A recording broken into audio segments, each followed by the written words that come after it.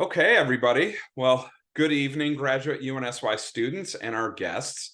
First, just for everybody's awareness, we are recording this session, and I'm going to make sure a copy is made available for those who are unable to attend live. Next, for the format of tonight's meeting, I'm going to start by introducing our guests who will discuss their connection to uncrewed and autonomous systems in the maritime domain. After, I'm going to lead a series of introductory questions. Then we're going to open up the session to a class-wide Q&A.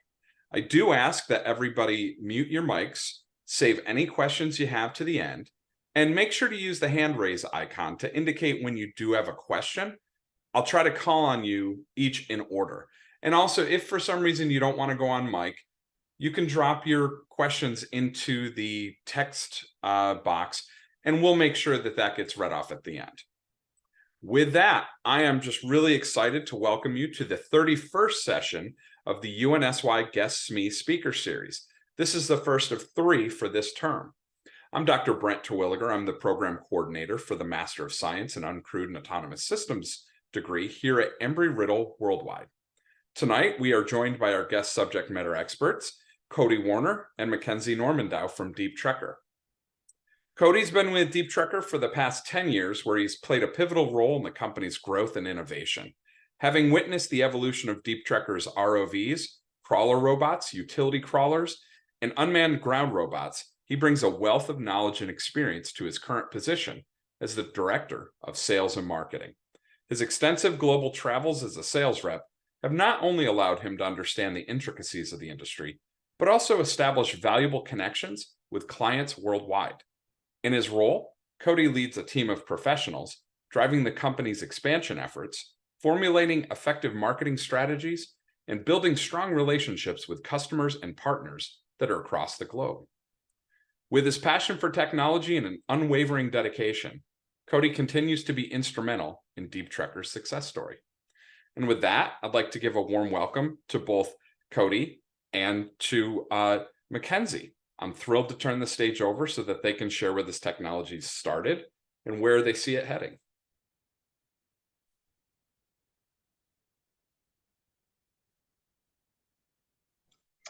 Well, with that kind of bio, I don't know if I'm going to be able to live up to this this evening. Wow, must have been written by ChatGPT or something. But thank you very much, Brent.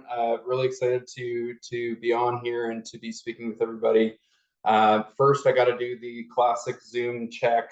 Can everybody see the screen with the presentation on it? Yep, coming through perfectly. All right, perfect. You know, you can get 10 minutes and nobody's gonna tell you that nothing's on the screen. So perfect. I'll walk through a bit of the company history, take you through our products and our applications and our industries. But what I'm really excited for is the Q&A portion.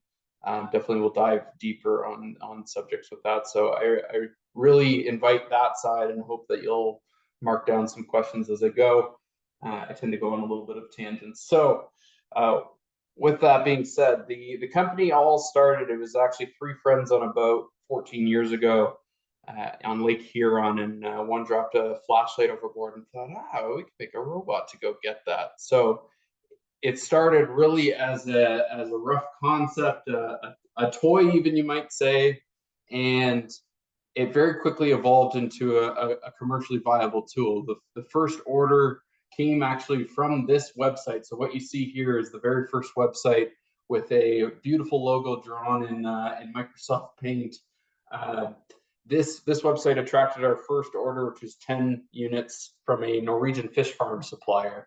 And that paid for the parts to get started. Those 3 friends were able to put those together and ended up building 300 more out of the basement of the one engineer's house.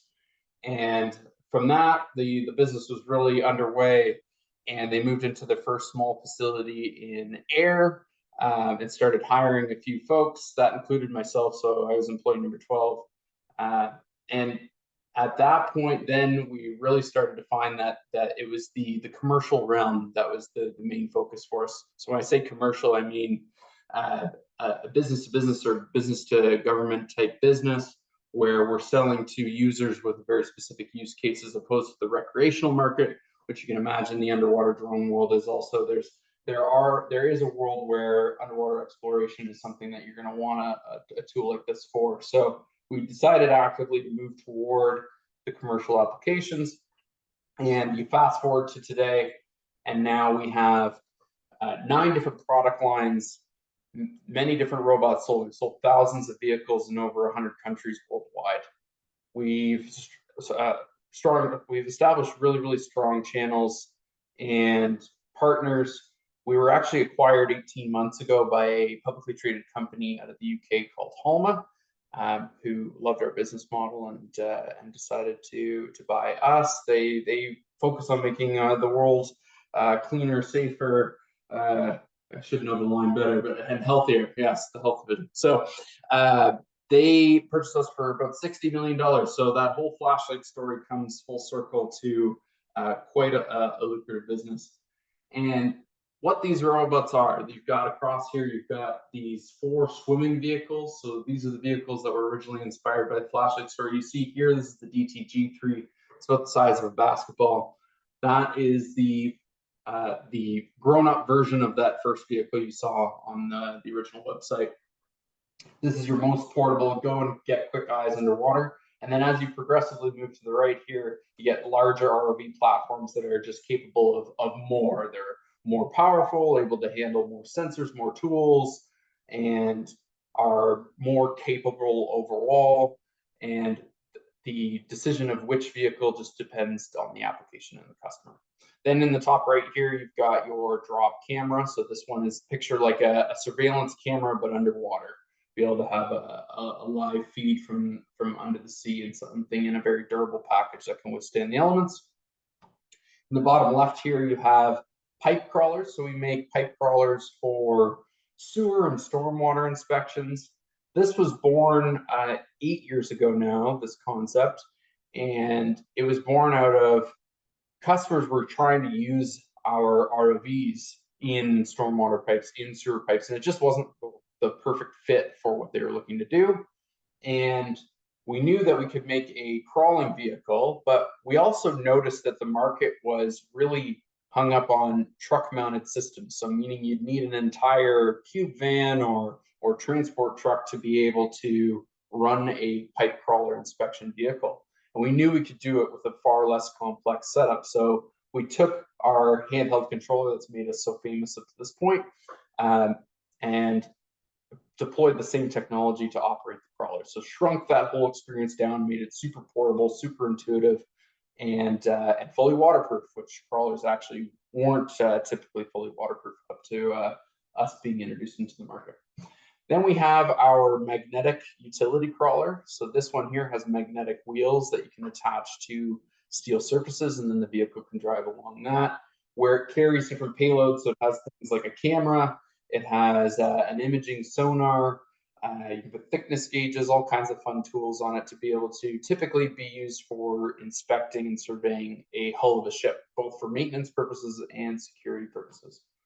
We also have the same chassis used for our vac utility crawler platforms, these 2 vehicles here. Those ones are for cleaning out water storage tanks. So picture like an underwater Roomba. Rather than putting divers in, it's a safer, easier, cheaper way to be able to clean out sediment from the bottoms of water storage tanks without having to drain them. So what are all the different use cases? I kind of spoke to what the crawling vehicles are, but these are the different use cases and industries that we work in for our swimming vehicles. In the aquaculture industry, we see the fish farms are using them for net inspections and for monitoring health of their stock. We see in the civil infrastructure and municipalities markets, those are using our ROVs for the tank cleaning, which I already mentioned, but also just tank inspection. So any water retaining structure, like a water storage tank or like a reservoir, water treatment facilities, those all need to be regularly inspected. And an ROV is a great way to avoid sending contaminants in, because you can fully sanitize the vehicles as well before they enter the water. In the defense space, we see navies using ROVs for inspections on their ships, again, both for security and for maintenance purposes, but also for explosive ordnance disposal and mine countermeasures. So being able to deploy an ROV to go and find any sort of underwater ordnance, identify what the ordnance is, and come up with a plan of how to disarm it. Then there's the search and rescue or search and recovery side of things. We sell a lot to police and to fire departments that use our vehicles for drowning victim recovery and searches. We also see them used for evidence. So if anyone threw contraband or guns overboard, then our vehicles can be used to go and find those safely. In the energy space, we see our ROVs used a lot at power plants. Most sources of power that produce electricity, they have some water involved in some way, shape, or form.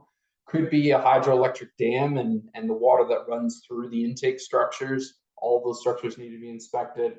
It could be nuclear power plants, which use water a lot in their cooling processes.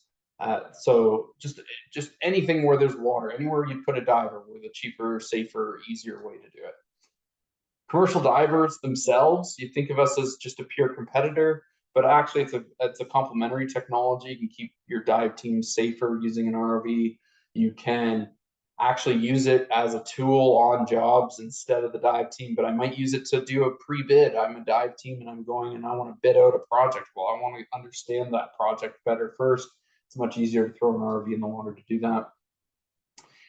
Ocean science side of things, that's universities, and actually Embry-Riddle is a customer of ours from long ago. They had purchased 2 of our earlier models. I think that probably would have been about 2016. So I'm sure they're shelved somewhere. Hopefully they're still being used.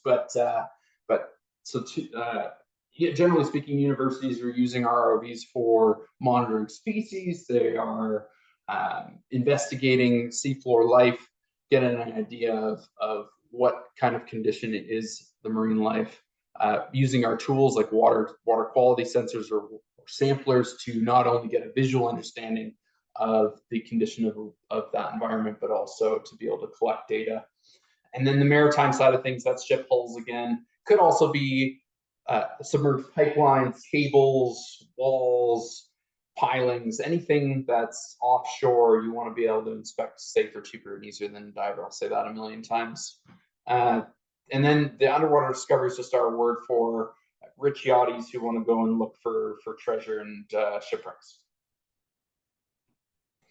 What really set us apart, though? It's great to say that these are all the different ways that ROVs are used, but really where we found our success and how we've had success up to this point is, number one, we've really focused on making the ROV and operation process as intuitive as possible. We want it so that anyone could be able to unbox our ROV, plug it in, and use it, and be able to perform pretty complex missions with very little training or no training at all. And so our systems really have embodied that. And we continue to really focus on adding more sensors, adding more capabilities, but keeping that core to our development. Second is the portability. I think that plays into the easy to use functionality. If you don't have a lot of stuff to bring with you, that makes it easier to be able to deploy it. But the portability also plays into how you get it to certain job sites. Just some of those industries, for example, a water tower, I want to have as little equipment as possible to be able to get to the top of that water tower. So being portable was key to our success. Third here is durability. These robots are doing important work, and it's important that they function. When you plug it in, you want it to work. So it seems like a simple thing, but when you go underwater, it's a harsh environment. They're being really put through their paces, and that's one thing that's really set us apart is our robots are built to last, and we've made some key decisions on our designs that really play a role into our durability. And then lastly here is the affordability side. So affordability is always relative, but our systems do pound for pound come in at a very cost-effective rate. And if you were to compare to the cost of traditional methods of doing the jobs they do, they really are affordable. Here's a couple live photos of next to people. I like to show this just to give you kind of size and scale understanding. You can see here the Revolution, our largest ROV. This one is right at the edge of being one-man deployable. It's our heaviest model, heaviest duty. The thing that really sets it apart, that's beyond what I just went through, is the revolving head. So being able to rotate your tools. this sonar here, imaging sonar, a key to using a sonar effectively is getting the right angle on the target that you're painting, and that the vehicle is able to rotate that to be able to scan a target or to be able to optimize the angle that you're looking at so that you can do the proper search mission. What unites all of our vehicles is the software that runs the vehicles. So all of our vehicles are tethered. We were having a discussion pre this webinar about why are our vehicles not wireless. Realistically, at this point, there's no technology. It's really a physics problem to be able to transmit rich data like video, like live controls, like sonar through water in real time effectively. So, and when I say sonar, sonar is moving through water wirelessly, but to be able to translate that data into something effective, that needs to be cabled to be able to get that information, that feedback. So the systems are wired, and then they all are controlled by a handheld controller like this. We do have also larger control console options too, but this is the most popular of our options. One thing that's really set us apart is how we show our data and fuse our data together. So through our software, we do what's called sensor fusion, which means that each of our sensors work together to improve each other's data is the easiest way to put it. So we use IMUs to be able to understand the vehicle's orientation in space. We have a magnetic compass, so then I can understand what direction, the pressure sensor to understand the depth, a Doppler velocity log, which is a downward-facing acoustic sensor to be able to track the bottom. What that does is using Doppler effect calculations, is able to determine when it's made changes in space over time. So I can say, okay, if I originally was here, I've moved X amount forward, backward. So now if you've got the IMUs, I know what direction the vehicle is facing. You've got the Doppler effect and the DVL sensors and understanding where I've moved in space. All you need on top of that is a GPS coordinate to place you where you are in space on Earth. And since GPS doesn't work underwater, we have to rely on another technology to be able to locate. So that's what you see here on the right is the map display. Our software pulls from USBL, ultra short baseline, which is an acoustic technology, to be able to get the position. And the way that works is that there's a little dunking transducer in the water, and then that is listening and communicating and talking with a transponder on the ROV. The dunking transducer and transponder talk, and now we have a relative position. Through our software, we're now able to plot a point on a Google Earth map and then be able to understand where am I in space. So all that being said, the IMUs, the depth sensor, the USBL are all being put together to be able to give the user this map feed that gives the user as close to a feeling of flying a drone as possible, all while not having access to a GPS. I won't show this full 4-minute video, but one of the other key technologies that's important to underwater ROVs is the camera itself. And we incorporate a lot of high-end cameras, but even our base 4K camera, we've custom designed for our own use cases. And that one important use case that's really becoming more and more prevalent is 3D model generation. This is an example of an internal project we did. We went up to a shipwreck in Tobermory and modeled it out to test our camera in action. And so it's really important to have not just a high resolution camera, but a camera that has the right specs and capabilities to see well underwater, which includes being capable in low light, to be able to have a good focal range. And our camera really captures that, as you can see from the quality of the model that it generated here. Here's another example of a project that we did at a U.S. Naval testing event of a structure. So what this allows now is, rather than just having kind of that video feed that you'd have from a traditional video inspection, which is what most of our customers do, you can now look at artifacts, look at defects, and model them out and be able to make educated decisions. So maybe I want to look at a structure like this and see how it changes over time, or maybe make measurements. Maybe I want to say, what's the part that I want to weld and fix. So I want to measure roughly what's the size that going to be, and make educated decisions on that front.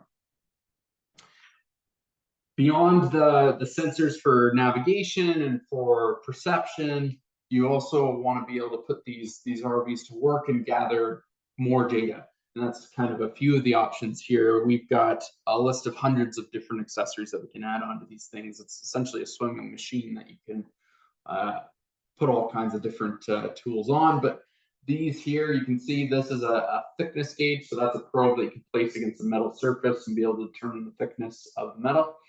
This is a CP probe that's used for evaluating the condition of cathodic protection on a structure. This is also the thickness gauge, just another photo. This here is a laser scanner. So that's another way to capture a 3D model, extremely precise. It's a slow technology since laser doesn't travel very far underwater. You have to be a meter from a target in relatively clear water. But another method to be able to capture precise data for making educated decisions. And then we have tools like grabber claws, and then this right here is a picture of a rotary cutter, so that can be able to use to cut ropes and chains. This right here I wanted to show at least just a quick shot of is our mission planner. So one of the favorite buzzwords in robotics is autonomy. Our robots are capable through all the positioning sensors that I mentioned before to be able to run autonomous missions. So we can do automatic waypoint navigation. You can plot points on a map and have the ROV travel along those points.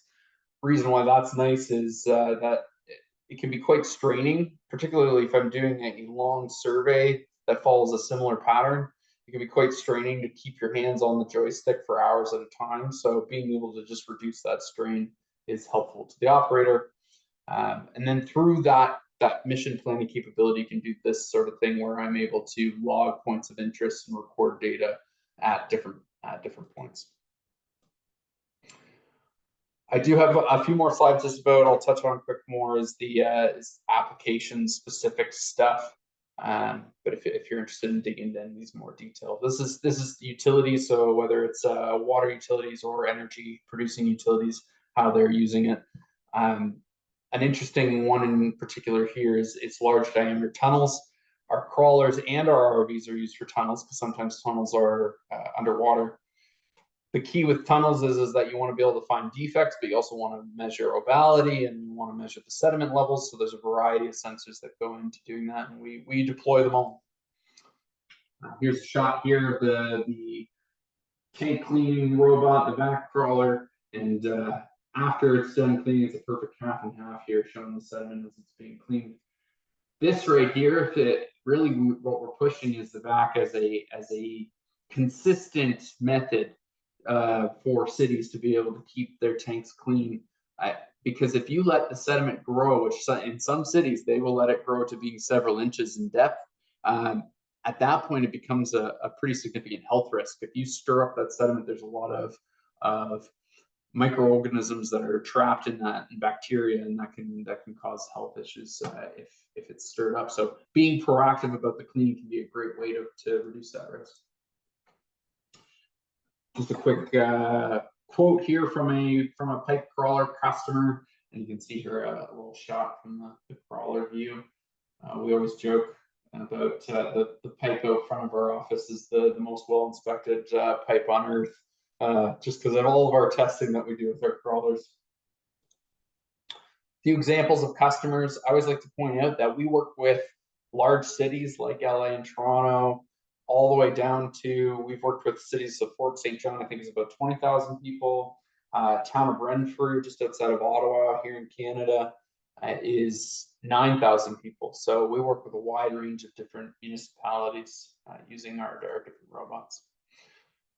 Here's some of our other applications related more to the defense side of things and maritime environments. One other one I'll point out here is the border and tunnel security inspection side of things. We're seeing more and more customs agencies come to us as a solution for finding welded, what they call tick boxes. So if they think that a contraband's been attached to the hull, or there's contraband being stuffed in intake structures or sea chests on ships. So being able to quickly find those. Currently, 99.9% of cargo ships pass through ports completely uninspected under the waterline. So there's not even a true understanding of how much of this stuff is being transported as through the ships on underside and just being collected by insurgent divers. We also do see our crawlers being used for tunnel clearance in certain sensitive areas in the world. A few examples of customers in this side of things. In the US, there's a variety of naval groups that we've sold to, shipyards like Norfolk, Puget Sound, and others. And groups like the United States Coast Guard, and also outside of the US, the Canadian Navy, Australian Navy, Korean, the Brunei Navy. From the maritime side of things, we work with large shipping companies like Maersk and Acre Solutions as well.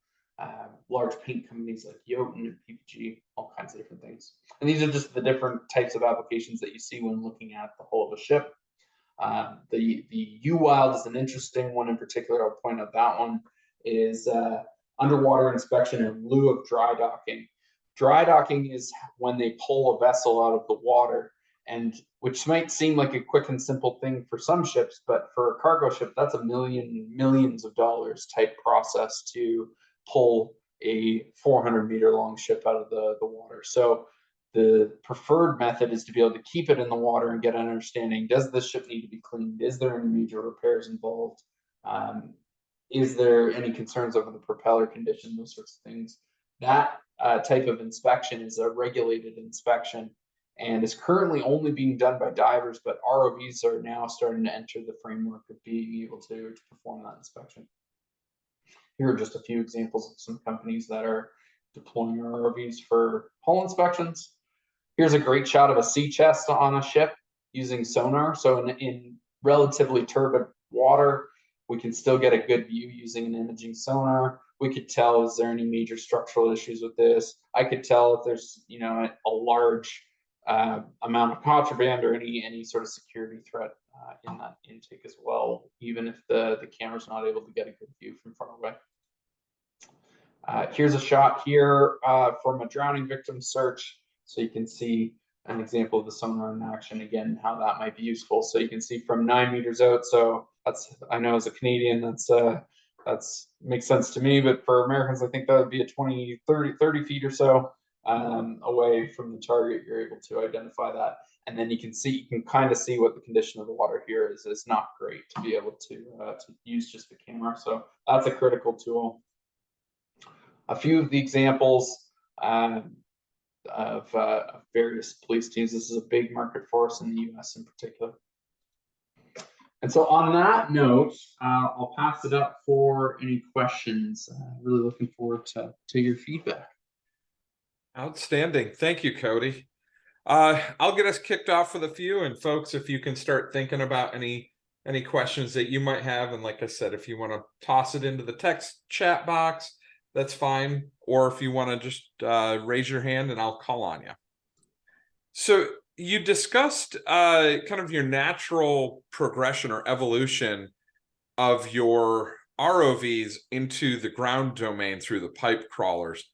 Are there any plans for any kind of similar expansion into new areas? Have you considered, maybe a hybrid of your pipe crawler and ROV for if you're translating a pipe that does go, maybe it opens up into a wider area, or some unique situation like that? Yeah, that is a tremendous engineering challenge. So to go kind of amphibious, there's a few different applications. The pipe is kind of one that's been talked about. The other is surf zone, littoral zone clearance, particularly from like a bomb disposal perspective. The problem is that a ground-based vehicle, in order to have good traction and move effectively through that type of environment, it needs to be quite heavy. So weight plays a big role in its level of traction. And the problem with weight is that weight doesn't mix well with thrusters and the ability to move through a water column. So that's one of the major, just simple challenges with it. And then the other side is can those problems be solved with just two separate vehicles potentially? The pipe side of things for sure, because oftentimes we'll see customers use floats. So they'll actually float a boat or a little surface vessel down a pipe that's partially submerged, put sensors below the surface, sensors above, to be able to do a pipe inspection that way. And then the surf zone robotics, you're probably getting, in order to navigate a real world beach or any sort of ground entry onto land, you're probably dealing with some pretty significant rocks and mud and difficult terrain. You're probably needing a vehicle of a magnitude larger than what we currently make. So it's definitely been talked about. Long story short is it's not really in the realm of what we currently do. Okay. What are some of the unique challenges working in the maritime uncrewed robotic system field? And what are pressing issues that are really rising to the surface for highest priority? Yeah, I would say that one of the biggest challenges the easiest thing to say is the environment. So the fact that the challenges the water present, we talked earlier about the ability to transmit data through water obviously is limited. But to go along with that, customer expectations tend to look to the aerial drone world. So you see all the fancy capabilities of what aerial drones can do today. And then if you try to compare that to what's possible today out of an underwater ROV, it's just like, man, that's not fair. We just don't have access to nearly the same level of sensors that the aerial side is. So I would say it's the education and the expectation that comes from the aerial drone world. That's our challenge. And it also represents an opportunity. Is like, let's try and be like aerial drones long term. Well, and on that front, one of the biggest challenges we have in the UAS world, we can collect a huge amount of data that's very high fidelity. Storage becomes a challenge, transmission becomes a challenge, but the most significant is management, categorization, tagging, and recall of that data in a useful manner. So this is where now, 10 years ago, this was really problematic. Geotagging and things like that definitely helped, because at least you could get a picture of, okay, well, change over time of a specific area. But now when we use routines like narrowband AI, that is helping with that cataloging and sortation of that massive volume of data. Are you guys kind of looking at that similar approach? Because I imagine the point clouds and marrying up the data through the sensor fusion that you have, that must be a massive undertaking. Yeah, for sure. So there's two main areas that we look at AI. On the AI front for the pipe crawler side of things, we have done an integration and are working actively on AI for pipe inspections. And the reason why that's the easier direction is that you're talking really about a 2D inspection. It's a 3D structure, but you're moving in a straight line, and your structure is very similar throughout it. So it's easier to train a model on finding defects and issues on that front. And the pain from the customer is very clear. These pipe inspections are happening for 8+ hours a day. It's incredibly taxing on an operator to be able to identify those defects correctly. On the ROV front, it's just more challenging because there's just less data available. These inspections a lot of the time are not happening for 8 straight hours a day. One exception would be the fish farming world, and that's where we have a partner on a project right now where we're building we're aiming at an autonomous fish farm inspection tool that will be able to have machine vision from the standpoint of, we think we've detected 3 holes in these nets. Can you check out these 3 photos? That sort of thing. But when I look at the order of operations of development, I would say for the ROV front, the first priorities are autonomy and 3D modeling. Once you've got those capabilities, now you're collecting data in a really meaningful manner. Now let's start trying to use AI to reduce the analysis load.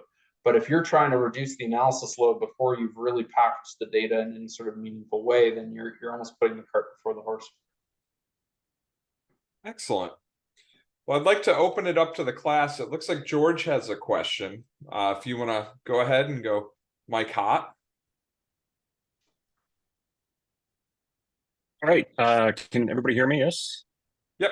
Good to Perfect. Cody, Mackenzie, thank you both for coming and sharing your time with us for the class today. It does mean a lot. And I'm going to kind of kick myself back to the first class that I had with Doc T. We had another similar underwater company that he brought a representative in for by the name of Nauticus Robotics.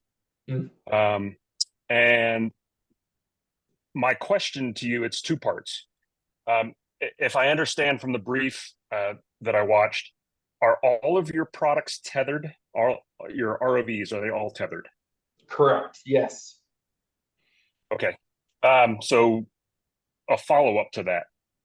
Do you see a future for DeepTrekker where you go from a tethered ROV to an untethered, I guess, fully autonomous type? Yeah. Yeah. So there's two parts to that.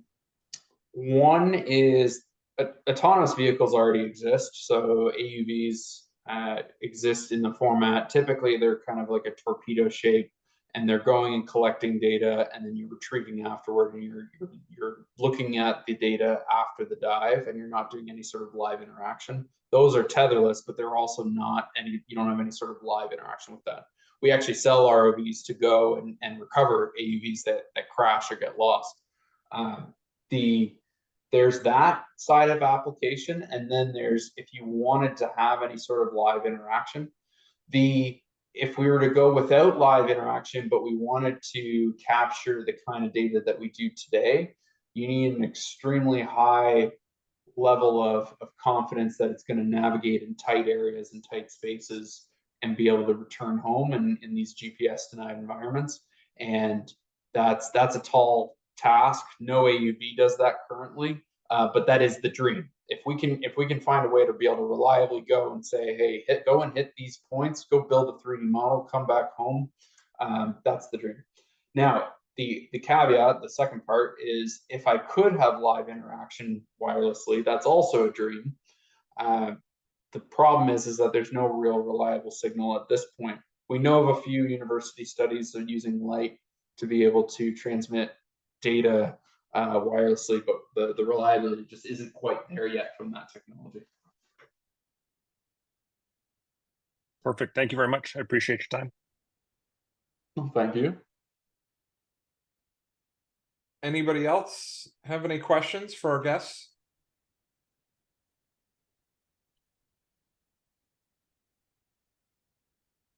It's nighttime. I guess so, yeah. Well, the night after Halloween, everybody's kind of on that sugar high.